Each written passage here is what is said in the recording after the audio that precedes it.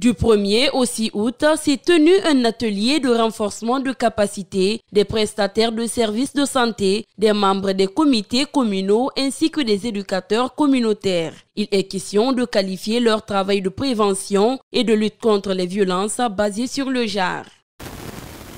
Nous estimons que les capacités acquises pendant ces 6 jours de formation vous permettront de vous approprier des acquis du projet pour la pérennisation. Mesdames et messieurs, en vue donc de ce qui précède, au vu donc de ce qui précède, je peux affirmer ici haut et fort, sans risque de me tromper, que vous êtes tous résolument engagés dans la lutte efficace contre les violences basées sur le genre.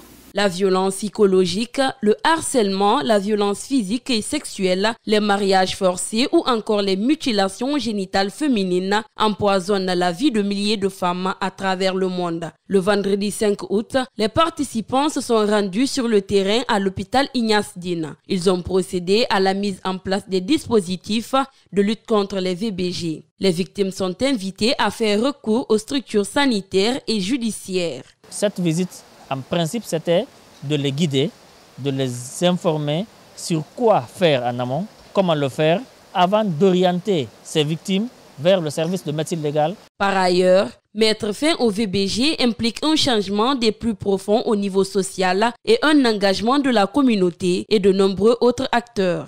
La mise en œuvre du projet de lutte contre les VBG vise à atteindre les objectifs de développement durable et au respect de certains engagements internationaux.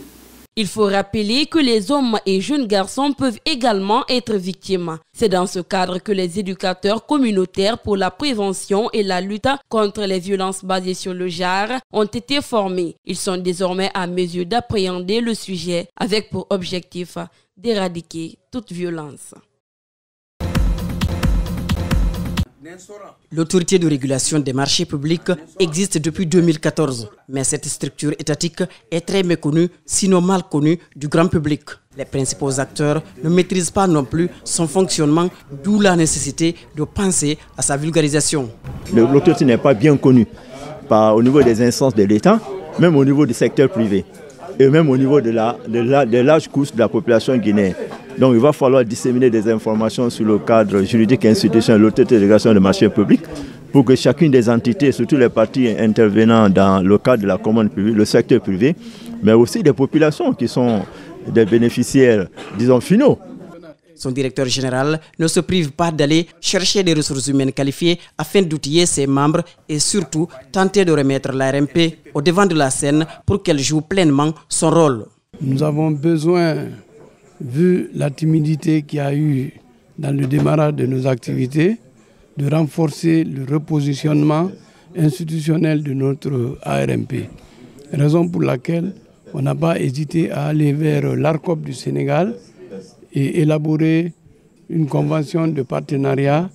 L'autorité de régulation de la commande publique du Sénégal a traversé toutes les difficultés que l'ARMP connaît aujourd'hui. Ces conseils pratiques seront très utiles pour franchir au plus vite des étapes.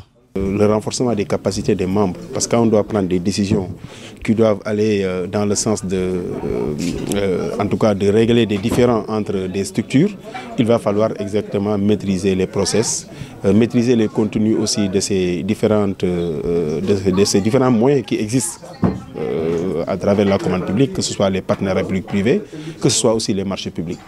Au terme du séjour de ces experts, leur premier responsable est attendu en Guinée pour procéder à une signature et valider ainsi une convention de partenariat entre les deux pays.